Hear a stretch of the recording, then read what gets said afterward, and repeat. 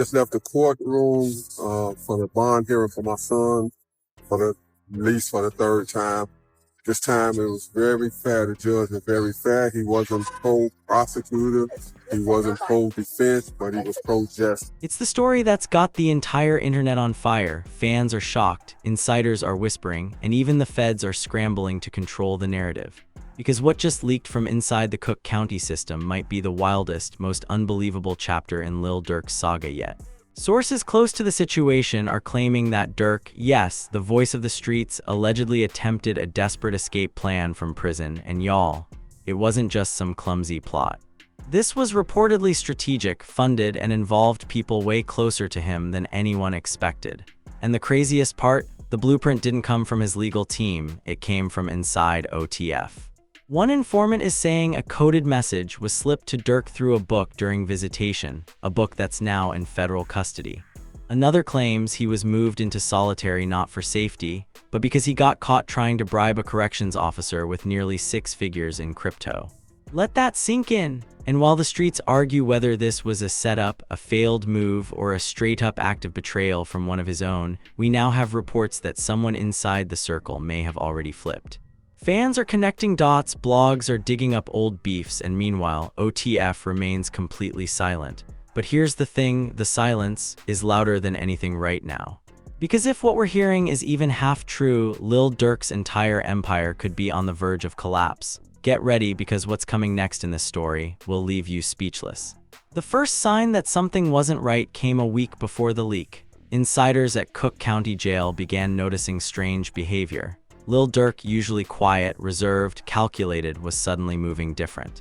Guards said he was unusually tense, not in the way inmates usually are under pressure, but like a man racing against time, like someone trying to pull something off before the window closed. Then came the rumors. Whispered through cell blocks, mumbled during yard breaks, that Durk wasn't just fighting his case in court, he was allegedly working on something behind the scenes, off the record, off the books. Something big, something desperate. According to one anonymous inmate currently in protective custody after reportedly being transferred from Durk's block, Durk had been receiving books from a rotating list of visitors.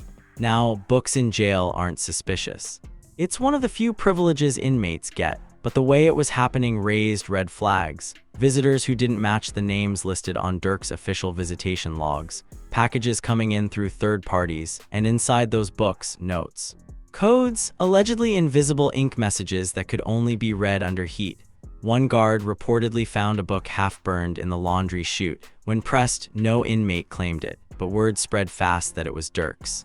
Burned not because of a fire, but to destroy a message gone wrong. Around the same time, Durk allegedly stopped communicating with his legal team on the record. Meetings were shortened, conversations vague.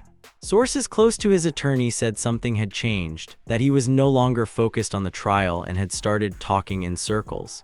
One source even said, he kept saying things like, "This gone fix itself and I got a backup plan." And then came the bribe. A Cook County corrections officer, now on paid leave pending investigation, allegedly reported that someone from Durk's known associates tried to move $90,000 worth of crypto through a digital wallet connected to the officer's relative. The offer helped Durk access a restricted area of the facility during a maintenance delay. Details are still murky, but the attempt, confirmed. The officer reported it before anything happened, but not before security teams began combing through surveillance footage and phone logs. That's when they found the footage. One clip allegedly shows Durk meeting with another inmate in the shower area, where both are seen speaking in a hushed tone with towels covering their mouths, a common trick to avoid lip reading. Another shows Durk handing something small, palm-sized, to a passing inmate during meal rotation. Guards moved in, shook down the cell block, but whatever it was, gone. Now, if this were any other inmate, maybe it would have been brushed off. But this is Lil Durk, high profile, allegedly connected, and sitting on a federal indictment still under seal. That's when the administration made the decision to move him to administrative segregation, a polite way of saying solitary confinement. The public statement was for his safety, but sources say it was actually an emergency containment order while they investigated what they were now calling a nonviolent but strategic escape plot. But it didn't stop there. Once Durk was isolated, the feds got serious. They began subpoenaing phone logs, visitor lists, and even audio recordings from the law library. Yes, law library, where inmates often study case law but also communicate off the radar.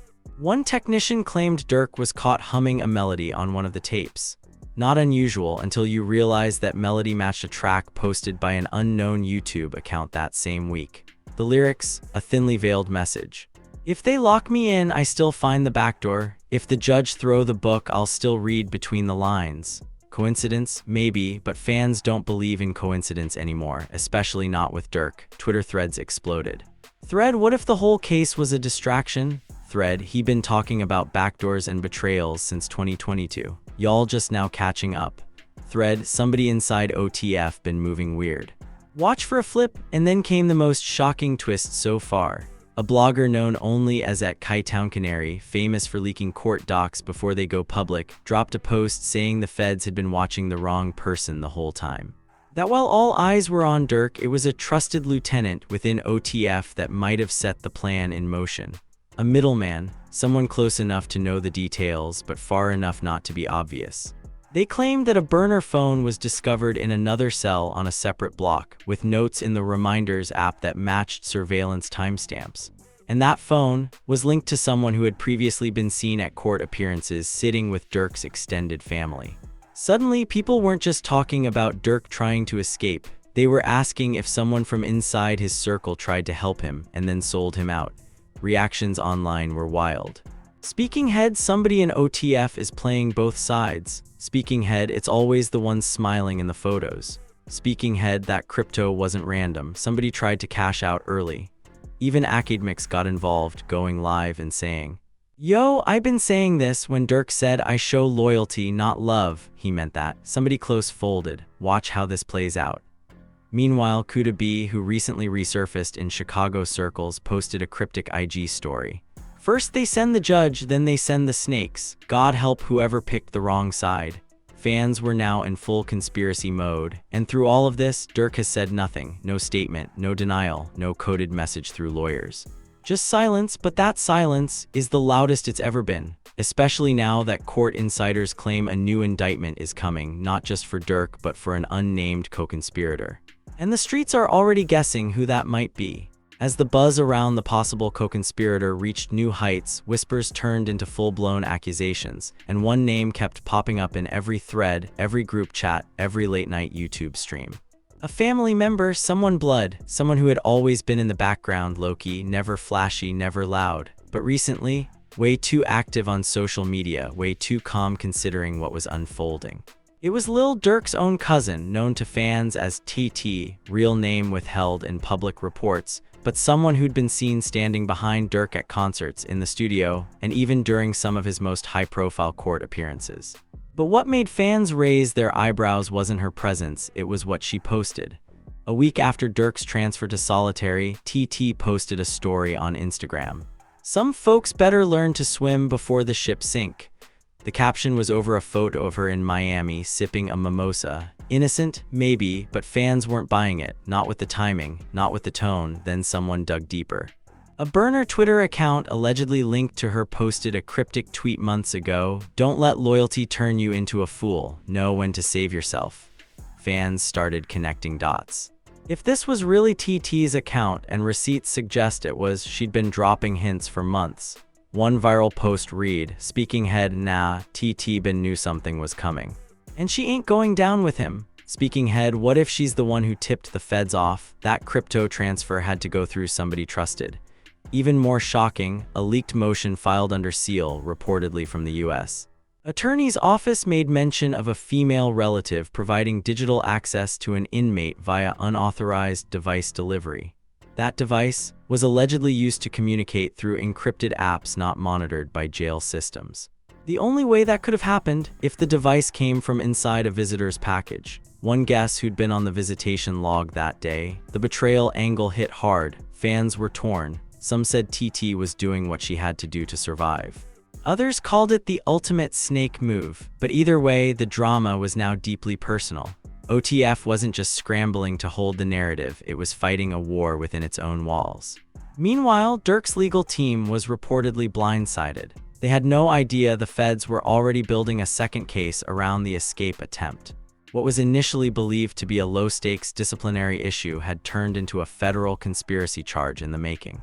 One source close to the legal proceedings said they were treating it like a fight in the yard, but when that crypto trace came back tied to known associates, everything changed. Now it's racketeering meets digital fraud. It's serious, Durk's lawyer went ghost. No statements, no press, nothing, but someone else was ready to speak. An ex-OTF affiliate, once signed to the label but now completely independent, jumped on a late-night IG Live and spilled everything. "They tried to paint me like I left on bad terms," he said, pacing in a dark room. "But y'all don't know what was going on in the meetings. Durk wasn't just making music, he was making moves, and some people around him started panicking." He continued, "When the RICO talks started, everybody got shook. The plan was to keep quiet, lay low, but Durk, he was always ahead. He knew somebody in the circle couldn't be trusted. He told us that.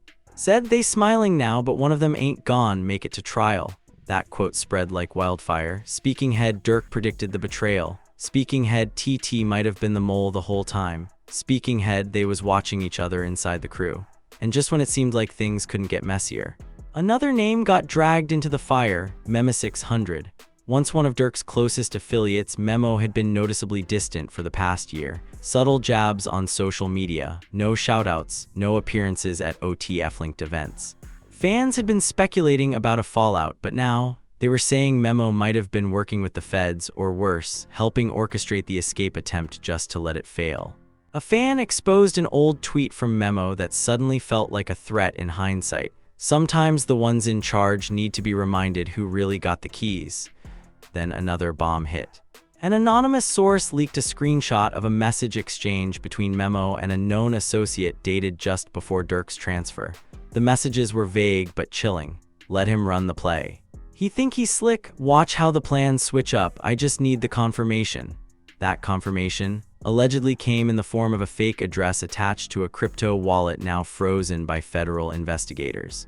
Twitter and Reddit couldn't handle it. Speaking head Memo played both sides. "Ain't no way." Speaking head, "This ain't music beef no more. This is chess, betrayal, and federal indictments." Speaking head, "OTF gonna fall apart before trial even starts." And behind the scenes, that might already be happening. Durk's baby mama reportedly removed all traces of OTF branding from her social media. The OTF logo, gone. OTF-related hashtags, deleted. When asked in a DM by a fan what was going on, she allegedly replied with just 3 words, "You'll see soon." Then Lil Osama, Durk's close collaborator, unfollowed 2 people connected to TT's inner circle. Fans caught it, screenshotted it, and the speculation turned into near certainty. The circle, crumbling. At this point, all eyes turned to King Von's sister, who had been watching quietly. Until now, she went live with just 1 sentence.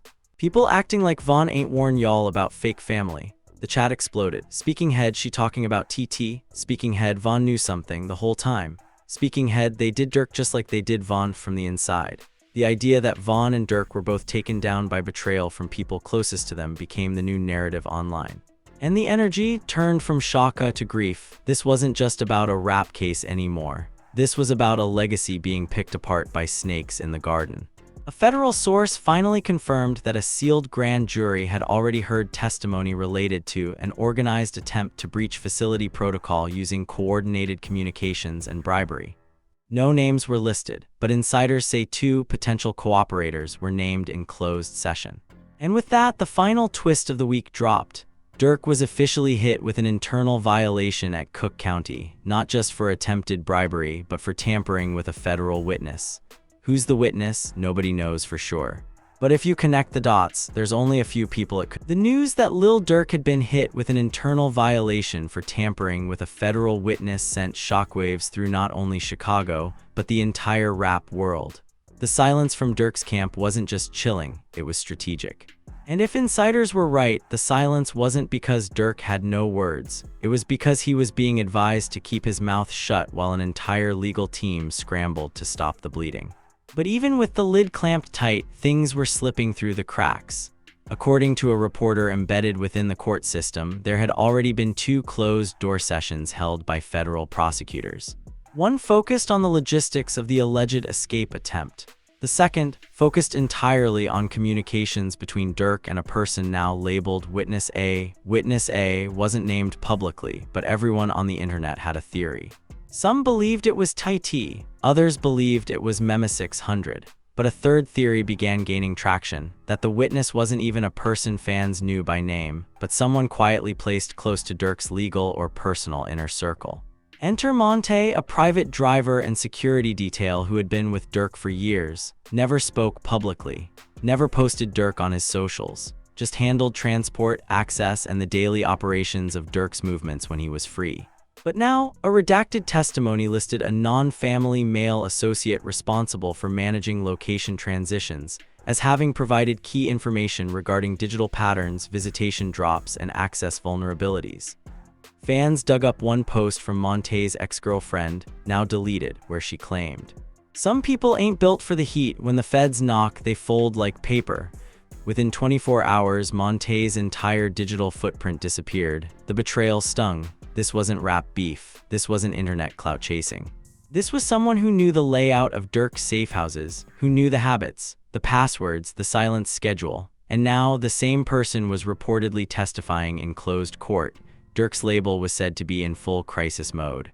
Sources said internal group chats were locked, PR was on standby, music release schedules were being scrubbed and rescheduled. But in the middle of the storm, someone unexpected showed up. Drake, yes, Drake. The same one who collaborated with Durk on chart-topping singles, who brought him out on tour, who once said in an interview, Durk one of the realest out. On a random Tuesday night, Drake posted a throwback photo of him and Durk in Toronto with the caption, "Real loyalty don't waver in storm season." No tags, no mention of court, but everyone knew what it meant. He was standing with Durk, and it wasn't just for show. Insiders claimed Drake had actually reached out to Durk's team offering to assist with legal fees and strategy through anonymous channels. It was a show of solidarity, but not everyone was clapping. Behind closed doors, several execs tied to major distribution networks were allegedly discussing quiet suspensions of Durk's future deals. A leaked email chain between two major urban marketing firms included the line, "He's too hot right now, legally and literally, let's pause the rollout." At the same time, bloggers noticed that certain music platforms started shadow-burying Durk's latest singles.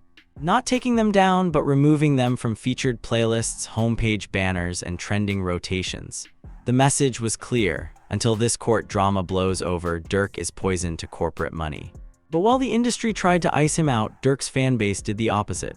A number Free Durk campaign erupted across platforms. TikTok edits, IG lives, fan theories, conspiracy threads about snitches, backdoor setups, government surveillance. It was chaos. One viral theory even suggested the feds were using AI voice simulations to frame Durk. Another claimed the phone logs were deepfaked.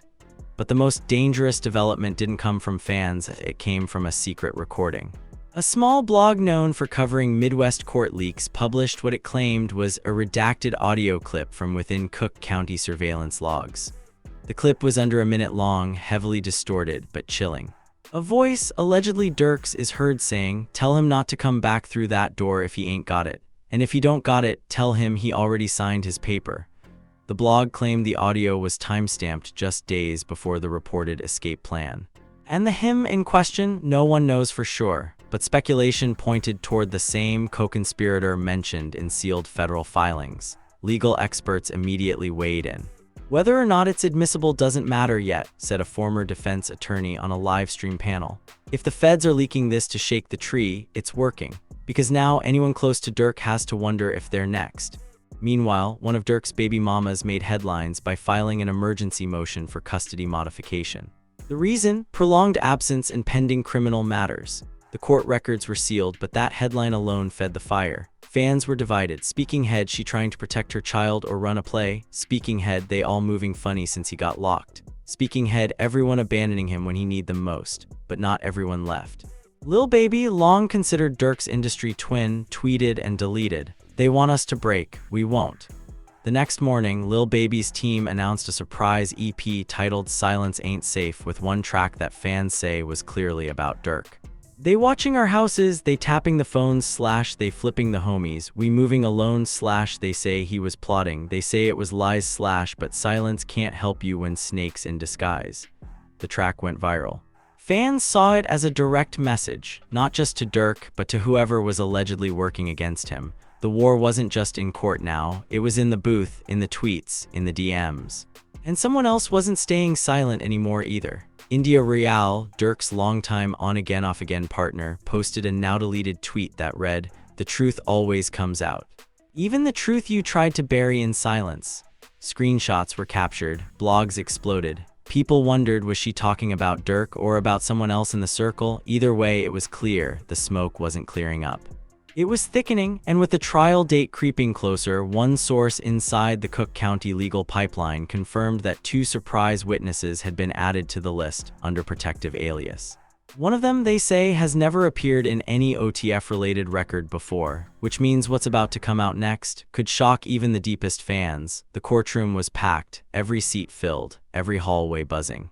The press had lined up before sunrise, hoping for a glimpse of the man at the center of one of the most talked-about rap cases in recent history, Derek Banks, known to millions as Lil Durk. But this time, it wasn't about a performance or a record deal. This was about freedom, and what was about to go down inside that courtroom was bigger than anyone anticipated. The judge entered, the gavel dropped, the tension was suffocating. Everyone expected a procedural hearing, motions, deadlines, the usual legal back and forth, but the prosecution came prepared for war. "We request to present one of our sealed witnesses today, Your Honor," the prosecutor said. You could hear a pin drop. The defense objected. They weren't notified. This wasn't on the schedule, but the judge allowed it, citing public interest, potential risk, and national attention. The room leaned forward. Who was it? The doors opened and in walked TT. Yes, her, Durk's cousin, the same one fans had speculated about for weeks. The same one who'd gone radio silent after dropping cryptic messages online. Dressed conservatively, looking nervous but prepared, she walked past Durk without a glance. He stared straight ahead, stone-faced. No nod, no flinch, just cold recognition. Gasps rippled through the courtroom. People outside rushed Twitter. Thread, TT is the witness. I repeat, TT is the witness. Thread, Durk just blinked twice. He knew. Thread, if your own blood testifies against you, it's over. The prosecution wasted no time. TT began her testimony with a shaky voice. I didn't want it to get to this, but I couldn't protect him anymore. She detailed the weeks leading up to the alleged escape attempt. She described late-night calls, coded language, suspicious package drop-offs. She said Durk had become paranoid, obsessed with control, and willing to burn bridges, even family, if it meant getting out. Her most damning statement: he told me if I didn't help him move the money, I'd be cut off. That OTF would make sure I disappeared, just like others who turned on the code. The courtroom erupted. The defense objected. The judge banged the gavel again. But the damage was done. TT had just painted a picture of Durk not as a desperate man, but as a calculating one. As she left the stand, she glanced once at Durk. For a moment, it looked like she might cry. But then she turned and walked out, leaving the court stunned and OTF fans betrayed. But the prosecution wasn't finished. Next came the bombshell. We'd like to admit into evidence a wiretap transcript from a call between the defendant and an individual identified as Monte. The transcript was read aloud. Durk, the clock ticking. If that drop don't happen this week, we done. You hear me? I'm not dying in here, bro. Monte, say less. Everything's lined up. I just need T to do her part. Durk, she moving slow. If she fold, she fold, but I ain't got time for doubts. The courtroom sat in silence. You could feel the oxygen vanish from the room. Durk's lawyer scrambled. They argued context. They claimed the audio was manipulated, incomplete. But the damage was irreversible. In one swoop, the prosecutors had built a story of conspiracy, manipulation, and betrayal that was impossible to ignore. Outside the courthouse, chaos erupted. Number TT trend was trending. Fans were livid. Speaking head, she folded for clout. Speaking head, this family betrayal on another level. Speaking head, Von gone, Durk locked, OTF in ashes. What's next? And just when the headlines couldn't get any more sensational, TMZ dropped a video allegedly filmed weeks ago, before Durk's solitary transfer.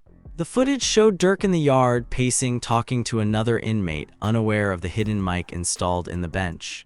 Durk, ain't nobody built for this. You either crack the walls or they crack you. Inmate. You got too much to lose, Durk. That's why I can't afford to wait on the system. If they not gone, free me, I'ma free myself. The phrase became a viral tagline. "Ain't nobody built for this." T-shirts, memes, edits. While Durk's world crumbled, the internet built a shrine to his defiance. But even that support was starting to split. Some said he was framed, that TT flipped under pressure, that the feds were playing dirty, using family ties to break him. Others said this was always coming, that Durk had become too powerful, too insulated, too untouchable, and now he was paying the price. Back inside the courthouse, the defense had one last move, a sealed deal, a document passed discreetly to the judge. Speculation swirled. No one knew what was inside, but rumors spread fast. Some believed Durk had cut a deal to drop the escape attempt in exchange for a lighter sentence. Others believed he was offering names, real names, in exchange for immunity on conspiracy. But the judge didn't bite. I'll review this in chambers, but for now, the trial will proceed as scheduled. That meant the full federal case against Durk was still happening. On top of his existing charges, now came the escape conspiracy, bribery, and alleged tampering.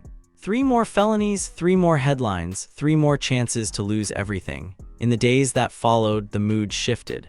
People who once stood firm behind Durk started wavering. Music execs backed off. Collaborators stayed quiet. Radio shows pulled his interviews, but one person stepped up. Lil Reese, the same Reese who'd been there in the trenches, who'd fallen out with Durk years ago but never aired it out publicly. Reese went live and said, "Y'all forgetting who he is. Durk stood up when half y'all hid. You think he ran a plot to escape? Man was cornered. If he made a move, it was survival. But I know one thing, he ain't snitch. And I'd never sit on no stand against him." That moment went viral. Some saw it as loyalty, others saw it as denial. But either way, it reopened the question if Durk really was trying to escape, and was it because he was guilty? Or because he knew someone else was setting him up? And that's when the final twist hit. A source close to the FBI leaked that a third sealed witness was being flown in from out of state. No name, no background, just one line. Former affiliate turned government cooperator. Fans lost it. Speaking head, who else flipped? Speaking head, it's one of the OGs. Speaking head, watch your favorites, they next. And in a move that felt scripted from a movie, the courtroom sealed all future testimony until the next hearing, citing public safety concerns. What does that mean? That someone testifying could be in danger. That whatever they say could blow the case wide open. That Lil Durk's entire future, his freedom, his music, his family, could be decided not by a jury, but by the testimony of people who once broke bread with him. Everything hangs in the balance. One more statement, one more name, one more decision. And just like that, everything we thought we knew about Lil Durk, OTF, and the empire he built is hanging by a thread. Courtroom bombshells, secret recordings, betrayal from blood relatives, and sealed witnesses with more secrets than verses. This isn't just rap drama. This is federal chess. And right now, the board is bloody. Durk's future isn't being decided by fans, charts, or the streets anymore. It's in the hands of people who once sat at his table, people he trusted, people who have now flipped their loyalty for deals, safety, or maybe just revenge. As the next hearing approaches, the questions are louder than ever. Will Durk be found guilty of orchestrating a prison escape? Did he truly believe he had no other way out? Or was this all part of a setup, another attempt to take down a king before he could rebuild his throne? And what about OTF? Is the label crumbling, or is this just the fire before the rebirth? One thing is certain, this story is not over, not even close. There are more names to be exposed, more alliances to fall apart, and maybe, just maybe, a final twist that no one sees coming. So now, we turn it over to you. What do you believe really happened behind those jail walls? Was Durk betrayed by those closest to him? Or did he finally let the pressure turn him into something he swore he'd never be? Drop your thoughts in the comments. Smash that like button if you think we need justice for Durk, or if you just want the truth out. And don't forget to subscribe, because we promise the next chapter will be even wilder.